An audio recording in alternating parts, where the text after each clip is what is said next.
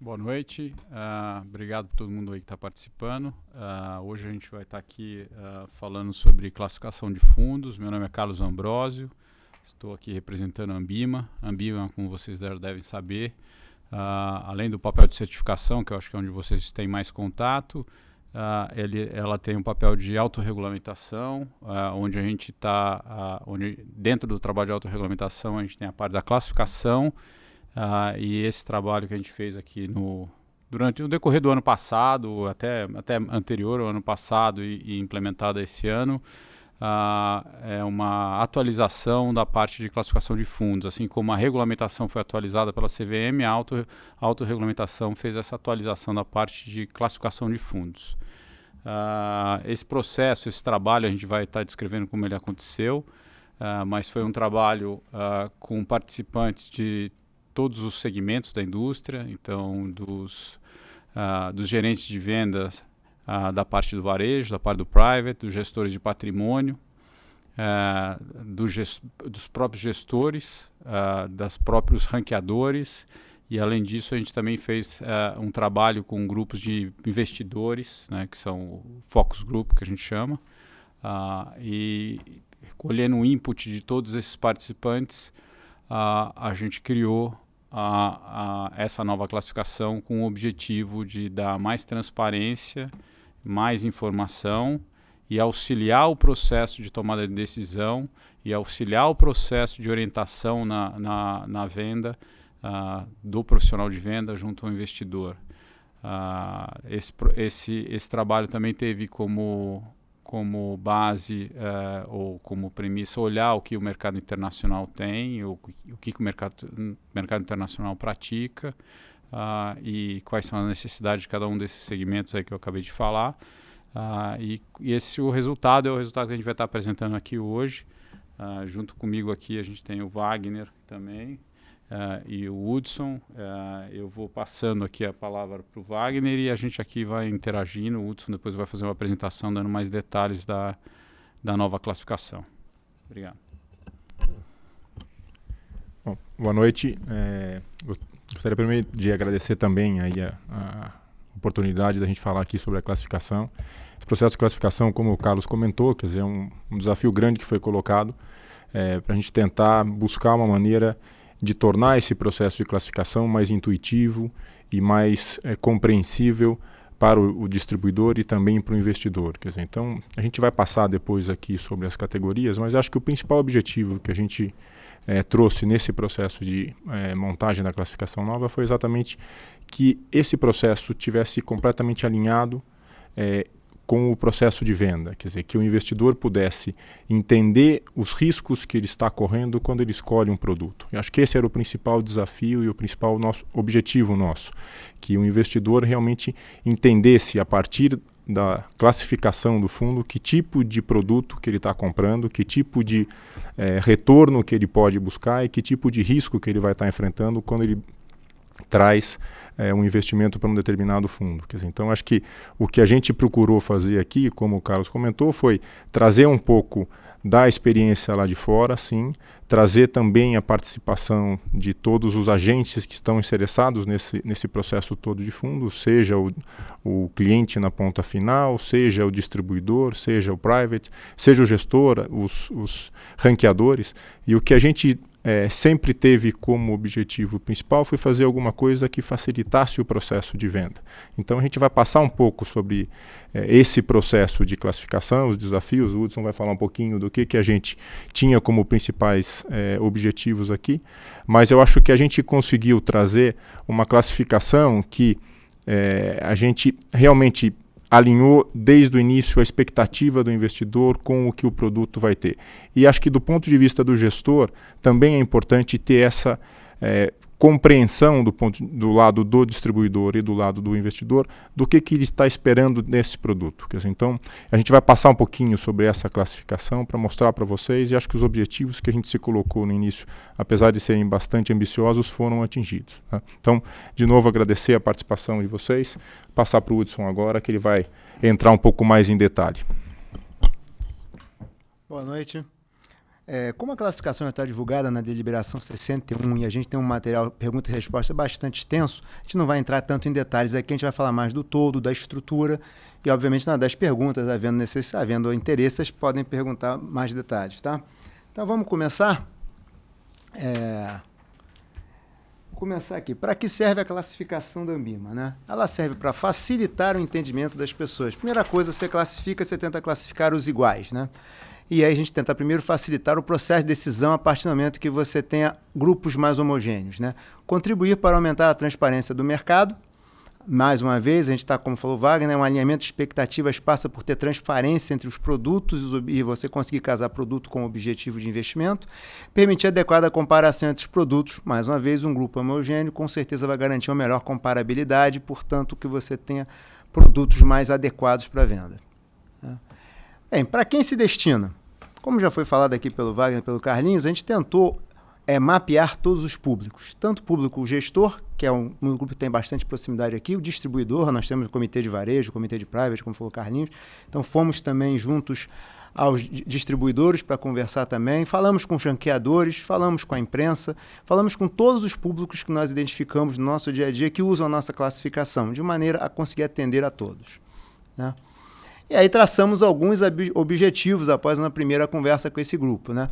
Atender às necessidades de todos os agentes da indústria de fundos, uma lógica que tornasse o entendimento mais tranquilo para a pessoa, mais fácil, refletir as práticas do mercado internacional, garantindo, obviamente, a adequação ao mercado local, clareza nos fatores de risco e estratégias envolvidos e aproximar o distribuidor, caso aqui dessa plateia de hoje, vocês estão falando aqui de CPAs, são as pessoas que distribuem os produtos. O que um dos nossos grandes objetivos é uma classificação que ajudasse nessa conversa, aproximasse o distribuidor do investidor.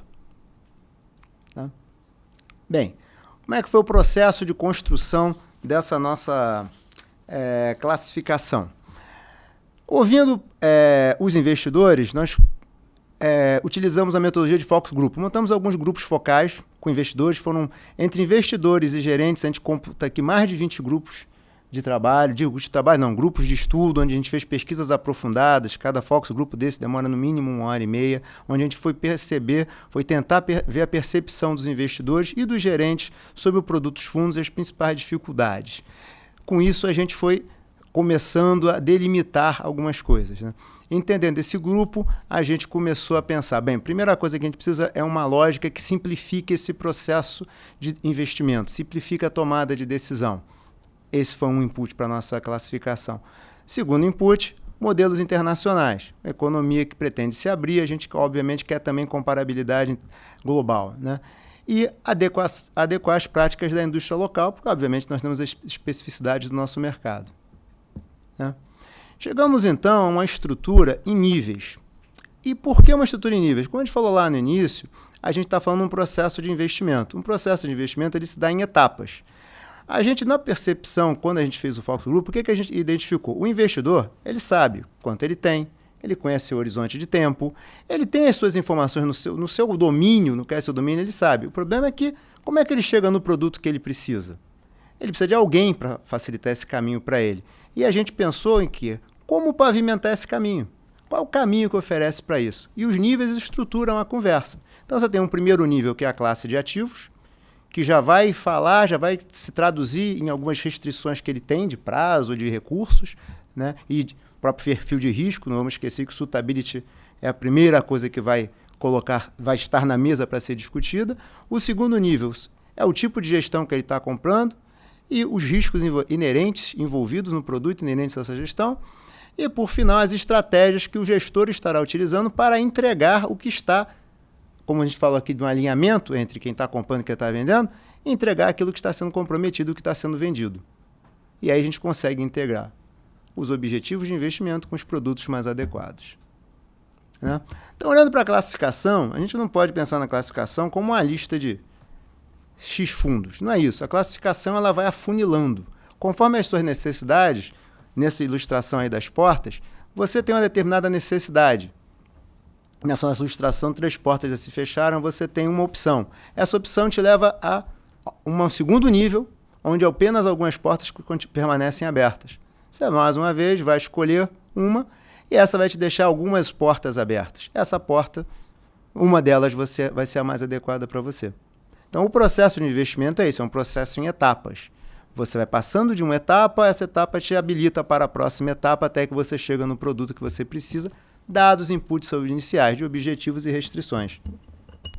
Acho que é importante complementar o que o Hudson está falando. Quer dizer, acho que quando você pega uma lista de classes de fundos, né, nomenclaturas, você olha uma lista que é uma lista bastante completa, e você acha, olha, mas tem muito fundo aqui, tem muita classe aqui. Quer dizer, existe uma lógica por trás dessa montagem que facilita esse processo. Exatamente o fato de você identificar, num primeiro momento, num nível mais básico, as informações iniciais de perfil do investidor, você vai direcionar para alguns perfis de fundos. E conforme você vai avançando no entendimento do que o investidor quer, do que ele está buscando e o perfil de risco que ele tem, você vai chegar num determinado número de produtos adequados para esse investidor muito menor. Quer dizer, então, o objetivo aqui é exatamente esse, que você vá levando nesse processo de entender as necessidades do investidor, você vai restringindo a quantidade de produtos que são adequados para aquele investidor. Então, é um processo mais intuitivo do que você chegar e apresentar uma lista com, vamos dizer, dezenas de produtos que podem ser oferecidos. Você vai entender o investidor e vai, a partir disso, restringir naturalmente essa lista de produtos que vão ser ofertados. Exatamente essa a lógica da porta. Uma vez que você decidiu entrar por um determinado perfil de produto, por uma classe de produto, você vai ter as opções dali para frente sendo definidas de maneira muito mais clara. Você tem classes de ativos, como o Hudson vai passar aqui, você tem classes de ativos, você tem o tipo de gestão e depois você tem estratégias que vão ser envolvidas com isso. Então, naturalmente, você já vai limitando isso na medida em que você vai conhecendo melhor as necessidades e os objetivos do investidor. Então, complementando, o primeiro nível da classificação são as classes CVM. Então, nós temos renda fixa, ações, multimercados e cambial. Tá? E aí a gente já garante um alinhamento da classificação dali para frente com a CVM. O que eu quero dizer com a dali para frente? O segundo e o terceiro nível são definidos em autorregulação. Os comitês da Anbima se reúnem e, por autorregulação, detalham essa classificação. Nesse detalhe, o nível 2, a gente tem basicamente uma quebra em fundos indexados, que são aqueles que procuram acompanhar um índice, fundos ativos, que são aqueles que procuram superar ou não têm referência a qualquer índice, e os que são investimento no exterior, que a gente vai explicar depois. E no terceiro nível são as estratégias, que por fim serão utilizadas para o gestor, como eu falei, para entregar o produto. Né? Então, falando um pouco aqui agora da renda fixa, que é a nossa primeira categoria e com certeza a categoria mais vendida no varejo. Então, no produto renda fixa, o primeiro que nós temos aqui no segundo nível é o Simples. Ele é um produto que foi determinado pela CVM, está na 555, e a gente se preocupou em deixar ele exatamente igual para adequar o produto. Né? O segundo é indexado. Então, para a renda fixa, nós temos alguns índices de renda fixa. Notadamente, a própria Anbima calcula uma família de índices chamada IMA, que são índices de renda fixa. Esses fundos, aqueles fundos que quiserem acompanhar algum desses índices, vão estar classificados indexado, segundo o seu índice. Né? Depois nós temos uma família que a gente chama de ativos, que são aqueles que querem superar um índice, quando houver, ou que não têm índice de referência. E aí nós separamos aqui, quando vocês olharem aqui, o segundo e o terceiro nível do ativo, que estão aí na parte mais clara. Se a gente for ver, isso é uma prática do mercado internacional. No mercado internacional, as indústrias de fundos classificam renda fixa em risco de mercado e risco de crédito. Isso é uma conversa que a gente está trazendo para essa mesa, trazendo para a classificação para facilitar essa conversa. O que quer dizer isso? No segundo nível, quando a gente fala de duração, é um conceito de sensibilidade à taxa de juros. O que a gente quer deixar claro é que são fundos que vão ter maior ou menor variabilidade nos seus retornos, segundo os movimentos de taxa de juros. E, portanto, no dia a dia, se você tem alguém que tem uma necessidade de curto prazo, com certeza ele não quer ser muito afetado pela variação da taxa de juros. Você vai indicar provavelmente um produto de baixa duração. Ou seja, isso tem a ver com aquilo que a gente falou no início, que é o quê? O objetivo e as restrições que ele tem. O objetivo de investimento, prazo de investimento, recurso e assim por diante. Né? Então, nós temos o baixa duração, que a gente está limitando até 21 dias úteis de duração, tá? Média da carteira. Tá? A média duração, que está indo basicamente até 1 ano e meio. O alta duração ele já começa de 3 anos. E por que desse gap? Imagine uma conversa onde você tem um fundo que é média duração e está muito parecido com o de alta duração. Fica difícil de vocês conseguir delimitar as diferenças entre os produtos. Então nós optamos por ter um gap de fato entre um produto que é o média que vai até 1 ano e meio e outro produto que vai a partir de 3 anos. Isso significa, obviamente, que o de alta duração vai variar muito mais e provavelmente vai ser para um investimento de mais longo prazo que vai ser indicado. Tá? O livre é aquele que não quer se comprometer com qualquer duração. Ele está totalmente livre. Ele, obviamente, ele pode estar totalmente curto 1 hora e, portanto, com uma variabilidade muito pequena, ou pode estar bastante longo e, portanto, com a variabilidade de retornos bastante grande. É o gestor que vai ter que calibrar isso e você está dando esse mandato para o gestor de calibrar isso. Tá? É importante dizer nessas classes ainda que a gente não tem risco nem de variação cambial nessas categorias e nem de renda variável, com exceção do livre que cabe risco de variação cambial. Tá? Fazendo o link aqui no terceiro nível, soberano são aqueles fundos que podem ter até só título público federal, 100%. Grau de investimento são aqueles que têm no mínimo 80% de papéis ou do governo, soberanos, ou de baixo risco de crédito. Tá? E crédito livre são aqueles que não têm essa restrição, podem ter mais de 20% de risco de crédito. Tá? O investimento no exterior, acompanhando também a 555 lá, a gente pegando algum dos limites da 555, coloquei fundos que podem investir mais de 40% no exterior. A gente tem uma caixa específica presa no segundo nível, que é investimento no exterior, que abre em 2 subcategorias: investimento no exterior genérico e dívida externa, que é um fundo que tem que ter 80% de papéis da dívida externa brasileira.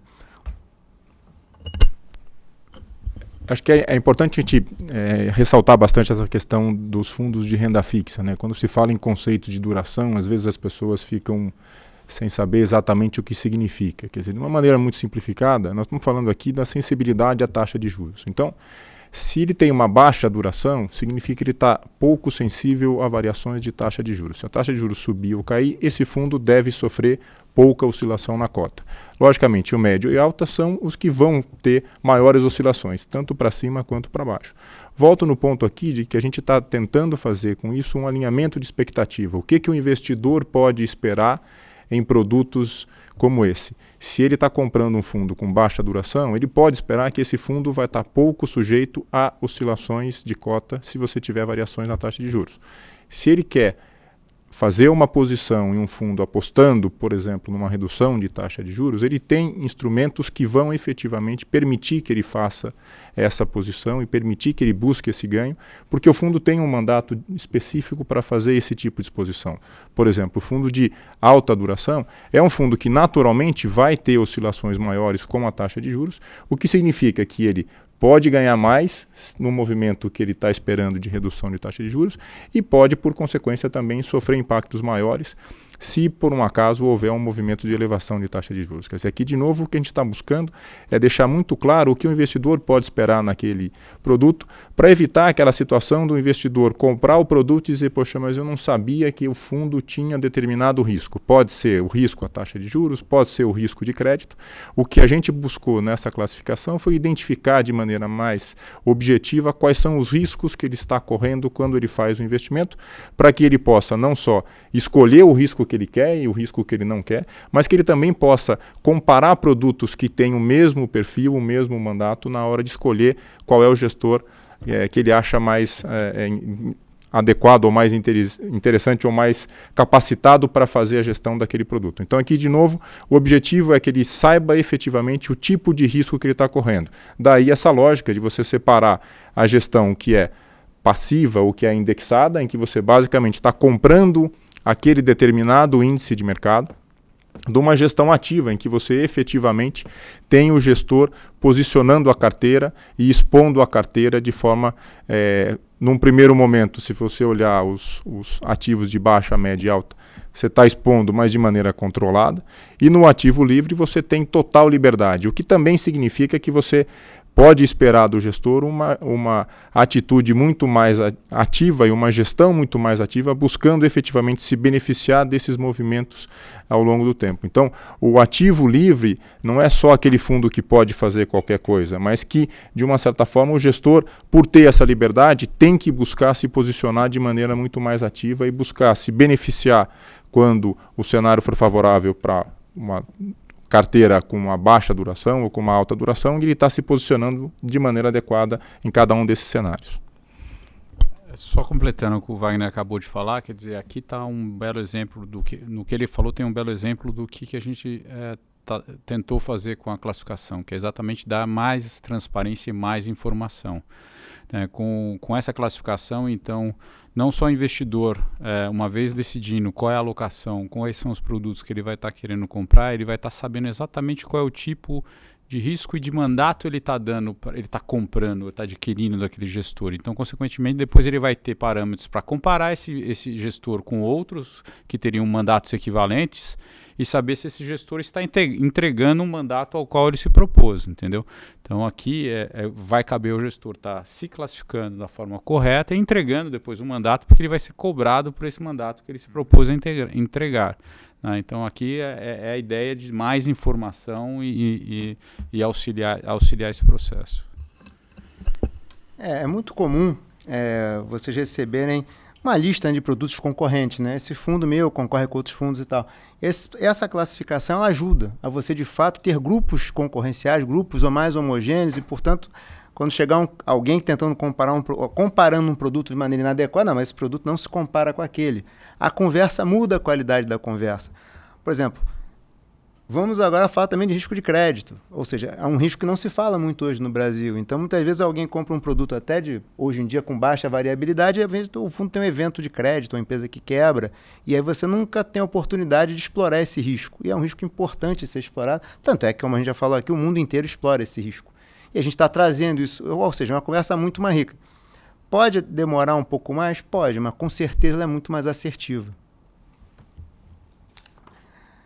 Vamos passar para ações? Ações. Bem, tentando manter a lógica, né, ou mantendo a lógica, melhor dizendo, a gente mais uma vez continua. No segundo nível, o primeiro é indexado. São mandatos que vão seguir, acompanhar um índice, como falou o Wagner. O mandato está dado, o que a sua expectativa é que aquele fundo renda de maneira similar ao índice. Ponto. No segundo nível, a gente vai ter, ainda no segundo nível, a segunda caixinha é o ativo. Esses fundos ativos são aqueles, mais uma vez, que têm algum benchmark, algum índice de referência que desejam superar, ou eles simplesmente não têm nenhum índice de referência. São o que a gente poderia chamar de retorno absoluto. E aí nós temos um conjunto de estratégias ali, que eu não vou detalhar agora, valor e crescimento, dividendos, sustentabilidade e governança, small caps, índices ativos, setoriais e livre. Esse grupo é um grupo onde o gestor tem um mandato baseado na sua estratégia e essa estratégia bem alinhada, essa estratégia do produto, deve entregar aqueles objetivos. Tá? Neste grupo aqui, dada a estratégia que está sendo utilizada, o que se observa é que na parcela que não está investindo na estratégia, essa parcela deve estar em ativos, com exceção do livre, ativos de baixa duração, grau de investimento, para que a gente não traga para a cota do fundo, para a rentabilidade do fundo, um elemento muito diferente daquele elemento que é o elemento core dele, o básico dele, que é a estratégia principal dele. Então a gente fixa. O retorno do fundo principalmente vem da estratégia.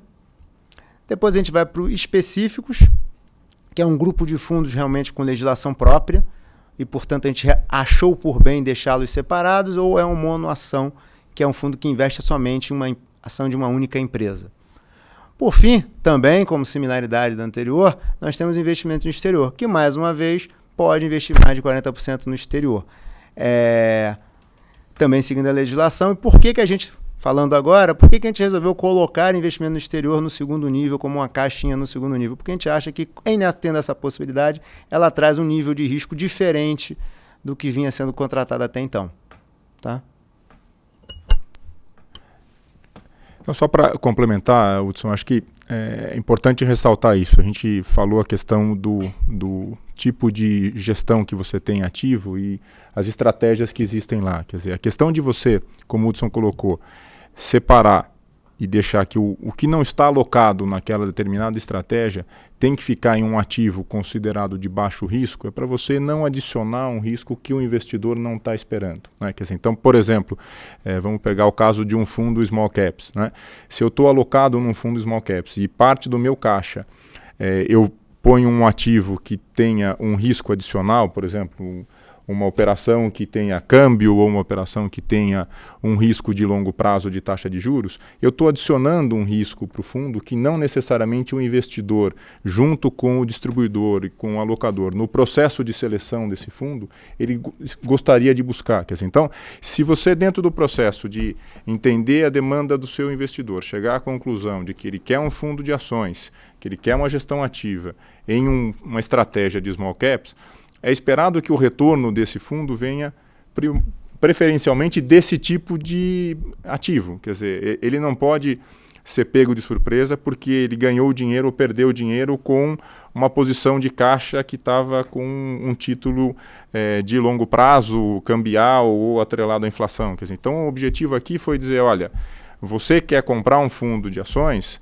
nós vamos deixar que esse fundo traga efetivamente o risco de ações para você. Se você quer um fundo que pode fazer qualquer outra coisa com o seu caixa, que pode fazer um investimento diferente, você tem um produto adequado para isso. Quer dizer, aqui o objetivo é não trazer uma surpresa nem para o investidor, nem para o alocador que ajudou esse investidor no processo de alocação. Então a gente limitou aqui, no caso do caixa, nessas categorias, que o caixa tenha que ficar em ativos que não vão trazer riscos adicionais para a carteira, e aí, como o Hudson falou, é a questão do fundo de baixa duração ou ativos equivalentes ao do fundo de baixa duração.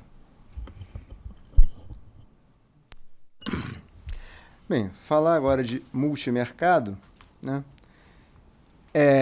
Na nossa primeira caixinha no segundo nível é a alocação. O primeiro produto é o balanceado, já é um produto que é vendido no varejo, o comitê de varejo nosso, inclusive, fez elogios, né? Porque é um produto que geralmente costuma-se dizer que a porta de entrada do varejo para multimercado é o balanceado. Então, ele é um produto que ele tem uma alocação bem definida, tipo 70% de renda fixa, 30% de bolsa. Ele tem como se fosse um benchmark composto, uma alocação pré-definida, né? O dinâmico, digamos que ele é como se fosse um balanceado com mais liberdade.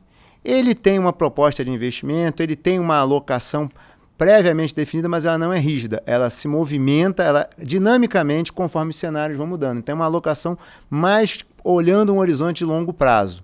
Mas ele tem classes de ativos muito bem definidas e tem um benchmark. Ele tem um asset allocation, como a gente fala, um grupo de ativos elegíveis para sua compra em proporções já basicamente definidas, né? O estratégia, mais uma vez, a gente está falando aqui de mandatos, por analogia, mais livres. Enquanto no primeiro as classes de ativos estavam razoavelmente definidas, no segundo não. A gente está falando que são mandatos por estratégia. Estratégia macro, que é aquela estratégia que olha para o cenário macroeconômico, e depois a gente vai para trading, long and short neutro, long and short direcional, juros e moeda, livre, capital protegido, estratégia específica, né? Como eu falei, a gente não vai entrar em uma a uma, senão e já está tudo bem divulgado no nosso site, né? E qualquer dúvida, por favor, nos encaminhe, tá? Então, esses são os mandatos que nós temos por estratégia, que são os mandatos que já estão definidos, inclusive, hoje, tá? Com pequenas mudanças, tá? Investimento no exterior, mais uma vez, aqueles que podem investir mais de 40% fora do país e, portanto, trazem o risco que nós achamos que seria necessário. Como vocês podem ver, a gente fala pode, mas isso é importante para a gente. Pode significa o seguinte, ele pode em algum momento trazer um risco para o investidor. Já que ele pode trazer esse risco, a gente acha importante que ele se classifique pelo que ele pode fazer e não pelo que ele está fazendo, e sim pelo que ele pode, porque o dia que ele resolveu fazer, vai trazer um risco que você talvez não estivesse esperando. Então a classificação é pelo que você pode fazer, tá? Por fim, o cambial, que não tem muita novidade, é basicamente a mesma coisa do CVM, são fundos que basicamente investem 80% na moeda que se propõe, seja euro, seja dólar e assim por diante. Tá? Vamos traçar aqui um exemplo agora, que eu acho que tem um pouco a ver até com a realidade de vocês no dia a dia, né? Simulando aqui o nosso bonequinho que está de dieta aí, né? O cara pretende fazer uma aplicação. Então ele vai ter que, primeira coisa, tem o perfil de risco, suitability que a gente falou. Ele já fez suitability, você a princípio já conhece o perfil de risco dele. Ele tem ali um horizonte de tempo, ele tem um valor disponível, algumas obrigações. E aí, passando para a próxima página, a gente vai lá, o exemplo da pessoa aqui, ele tem e só um exemplo, por favor, isso aqui não é ciência exata, quitação de financiamento da casa, vai casar em 2016, tem um dinheiro disponível numa data marcada para receber e já tem um apetite de risco dado pelo suitability. Isso leva ele para uma determinada classe de ativo, no nosso exemplo levou ele para renda fixa. Dado que ele está em renda fixa e dado que ele tem um prazo aí de 2016, vai casar, vai quitar a casa, não sei o que, isso levou ele para duração média. Não ficou no baixa, porque acha-se que o prazo dá para ter alguma variabilidade, obviamente pensando em ter um retorno um pouquinho maior, mas não vale a pena buscar um retorno muito maior, porque ele vai vir junto com um risco muito maior, ele tem uma obrigação num prazo um prazo médio. Então ele foi para duração média. Por fim, olhando, nós acabamos no terceiro nível ali, no grau de investimento. Acabamos lá no grau de investimento. Foi o que foi considerado para ele. E aí, grau de investimento, com certeza, porque também está reduzindo o risco de algum evento de crédito que trouxesse uma rentabilidade negativa para ele. E com isso, você conseguiu entregar para esse investidor algo que atende às suas necessidades, atende às suas expectativas, e você, com certeza, conseguiu traçar e conseguiu estabelecer uma relação com ele, que é uma relação que a gente chama do ganha-ganha. Né? Claro que nesse exemplo que o Hudson deu, é um exemplo onde, por vezes, você vai estar chegando numa conclusão de mais de um produto. Né? É uma alocação. Aqui foi um exemplo para te dar um pouco como é o racional que a gente imaginou que deve acontecer. Obrigado, Carlinhos. Realmente, pode dar mais de um produto e, obviamente, são interpretações também, né? Cabe interpretação. Né? Então, assim, a mensagem que a gente está querendo passar é que a classificação, óbvio, não resolve todas as questões de comunicação. O produto fundos é um produto que não, por causa da classificação, que de um dia para o outro vai ficar claro, tão claro que todo mundo vai entender. A gente sabe, no Focus Group ficou claro, é um produto que demanda uma explicação, mas ela é uma ferramenta necessária para suportar a decisão de investimento maduro e consciente, que ele respeitando a API, ajuda na educação financeira e traz para o profissional de venda uma ferramenta para essa conversa, estrutura essa conversa, dá para essa conversa uma estrutura que torna ela mais confortável, tá? A gente tem que lembrar que a classificação quer dizer mais uma ferramenta, mais uma engrenagem. A gente lembra da suitability, né? Que é a suitability, agora a classificação, a própria régua de risco, certificação, tem a régua de risco na lâmina, né? Que vai ter. São várias ferramentas que todas juntas vão facilitar essa conversa e esse trabalho do profissional de venda e de assessoria financeira com o investidor. Então a ideia das engrenagens é essa. E aí a gente chega aqui no final, né, com os nossos objetivos, a gente julga ticados. Né? A gente atende a necessidade de todos os agentes da indústria, temos uma lógica de fácil entendimento, sem perder a profundidade técnica, temos refletindo as práticas do mercado internacional, respeitando o mercado local, temos fatores de risco claros, trazendo transparência, e julgamos que estamos aproximando aí distribuidor e investidor. Estamos fazendo essa ponte que vai levar do objetivo de investimento até o produto que melhor atende esse objetivo do investimento. Tá? Eu acho que é isso que a gente tinha aqui para falar. Carlinhos, Wagner, vocês têm alguma coisa a comentar? Não, muito obrigado, só. Tá. Então, a gente podemos abrir para perguntas.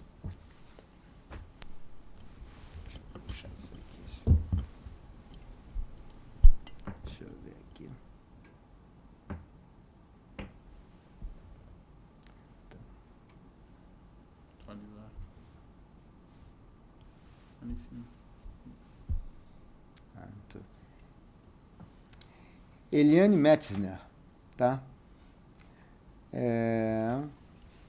Empresa Finanças na Prática pergunta: repete, por favor, o percentual do grau de investimento. Tá. Grau de investimento, no grau de investimento é no mínimo 80% de papéis com bom grau de investimento. Queria só lembrar que grau de investimento, de acordo com a regulamentação da CVM, é a metodologia desenvolvida de análise de crédito de cada uma das empresas gestoras. Cada um dos gestores tem que ter a sua própria metodologia, seu próprio processo de análise para fazer a avaliação de crédito. Então, complementando, quer dizer, dentro do perfil do grau de investimento, você tem que ter no mínimo 80% de ativos que você considera, você classifica na sua metodologia como sendo de baixo risco de crédito.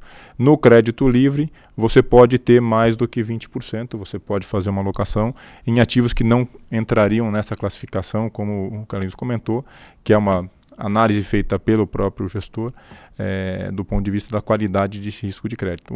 O soberano aí é 100% de título público. Tinha uma segunda pergunta aqui do Elias, mas era justamente sobre como é que classifica risco de crédito, então já está respondida, tá? Alex Silva, Caixa Econômica Federal. Boa noite. O simples e o indexado tem o prazo médio das carteiras livre? O gestor decidirá o prazo?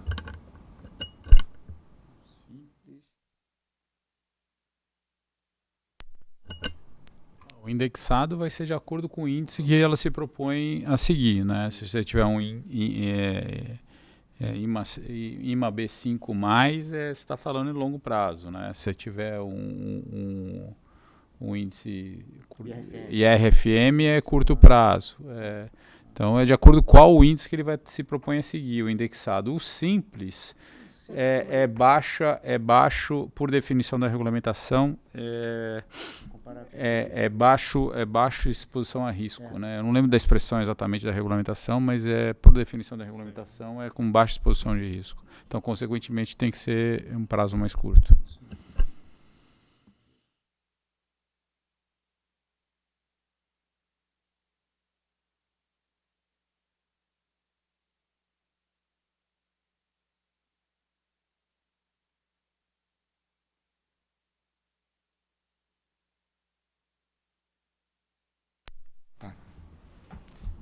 Fábio Oliveira, Aliança. Considerando que duração para fundos de renda fixa ativo no segundo nível trata de prazo médio em dias, como considerar um fundo com 100% de títulos flutuantes? Nesse caso, o prazo não reflete a variabilidade com oscilação das taxas. Nesse caso, não deveria ser duração modificada? Acho que, vamos dizer, do ponto de vista técnico, sim. Acho que nós temos um desafio aqui de tentar trazer uma linguagem, uma simplificação. Quer dizer, algumas das classificações aqui vão ter que passar, sim, por uma simplificação. E, de novo, o conceito que nós estamos utilizando aqui não é necessariamente o conceito matemático da duração, mas é muito mais o conceito que a gente quer passar da sensibilidade à taxa de juros, né?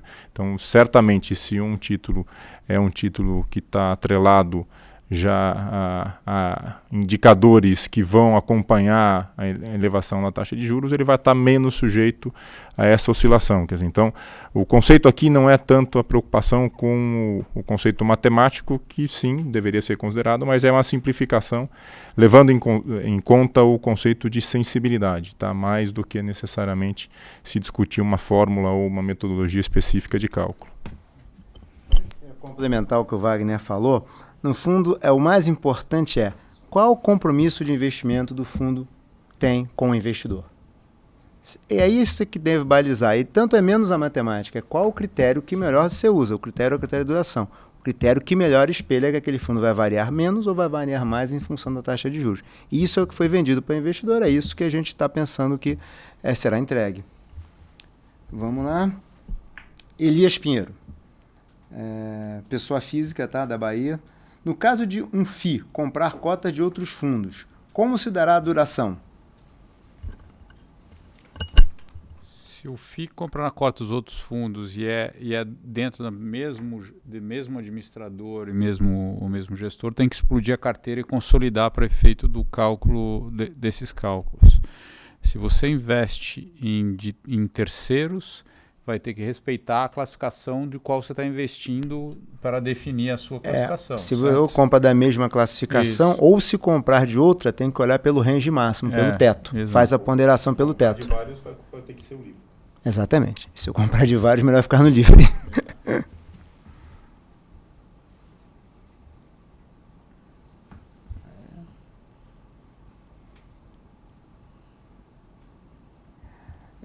Lucas Rodrigues Ferreira, Banco do Brasil, Anápolis.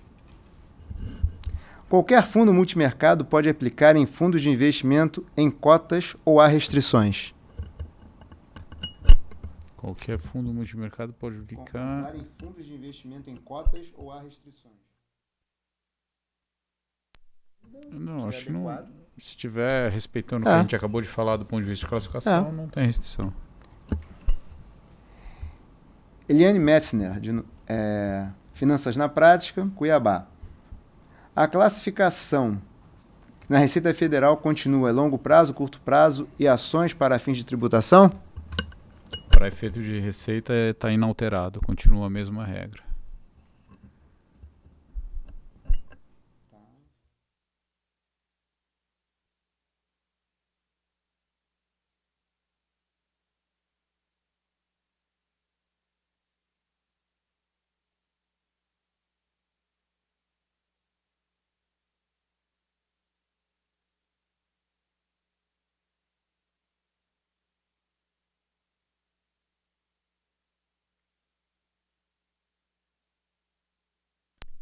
Bem lembrado.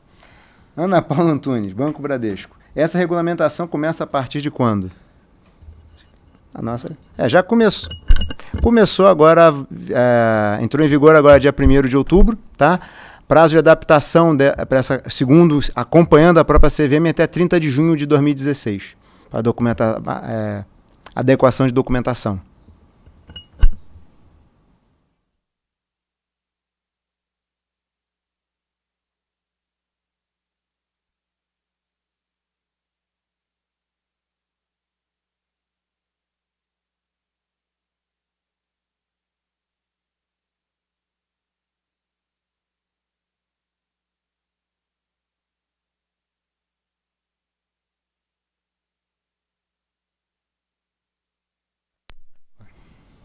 Anderson Machado, Banco do Estado do Pará.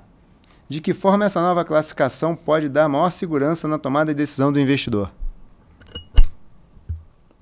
Eu acho que a ideia para dar mais segurança é porque, com certeza, essa classificação vai dar maior transparência ou deixar mais claro o compromisso do gestor junto ao investidor. Qual é o compromisso dele, qual é o mandato que ele vai estar atuando, e quais seriam os fatores, então, que o investidor de risco, o investidor deveria acompanhar e monitorar para ver se o seu gestor está entregando resultado frente aos movimentos que esses fatores tiveram. Então, acho que é isso. Acho que a segurança vem muito de estar... mais claro que tipo de risco que ele vai estar correndo, né? Quer dizer, então o investidor vai ter condição de tomar uma decisão mais informado. Acho que ele não vai ser pego de surpresa, vamos dizer assim, com aquela afirmação de que mas eu não sabia que o fundo faz esse tipo de coisa ou que o fundo poderia fazer algum tipo de operação ou de posição, que eu acho que foi, vamos dizer, talvez situações que a gente viu no passado que sempre ficava aquela sensação de mas o investidor não sabia que o fundo corria determinado risco, o investidor não sabia que ele poderia estar exposto a determinado movimento de mercado. Acho que essa segurança que a classificação vai permitir é direcionar mais claro esse risco e esse mandato. Existe a possibilidade de você comprar um fundo em que você está deixando o gestor assumir diferentes riscos. E isso vai estar claro.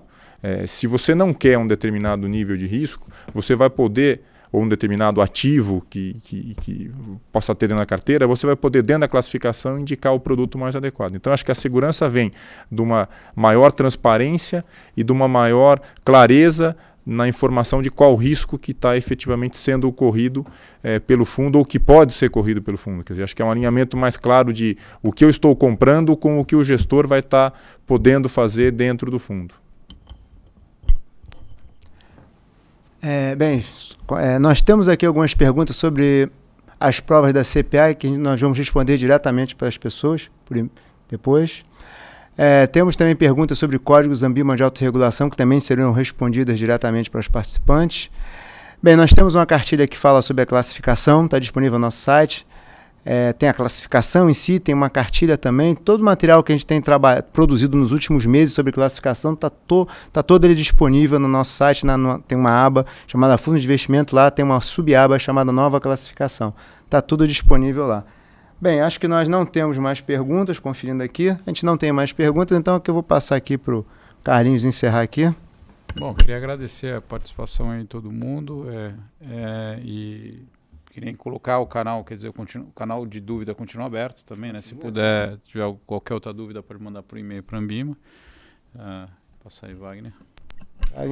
Agradecer de novo a participação de todos, quer dizer, e lembrar que existe bastante material no site, quer dizer, com um detalhamento aí de toda essa lógica por trás da classificação, e a gente encoraja vocês a realmente pesquisarem esse material, e se novas dúvidas aparecerem, acho que a equipe está aqui à disposição para ajudar a esclarecer. Quer dizer, é importante contar com o apoio de vocês também na divulgação dessa nova classificação, que a gente entende que vai ser um processo muito melhor de venda e certamente o investidor gradativamente vai começar a entender melhor esse processo. Acho que a gente não tem aqui de forma alguma a ilusão de que, como o Carlos colocou, isso resolve todos os problemas e as dificuldades no processo de conhecimento. Mas é uma etapa a mais que está se buscando cumprir. É mais informação, mais transparência e de uma maneira que, no nosso entendimento, seguindo essa lógica de níveis, você consegue gradativamente aprofundando nessa discussão e gradativamente discutindo com o investidor um passo além do ponto de vista técnico. E acho que isso aí pode ajudar bastante no processo de venda que vocês fazem aí no dia a dia. Então, de novo, consultem o material, tem uma sessão de perguntas e respostas lá já também, com algumas das dúvidas mais frequentes, e temos certeza que novas dúvidas, quando surgirem, também vão poder fazer parte dessa sessão de perguntas e respostas. Então, de novo, obrigado pela participação de todos. Boa noite, obrigado.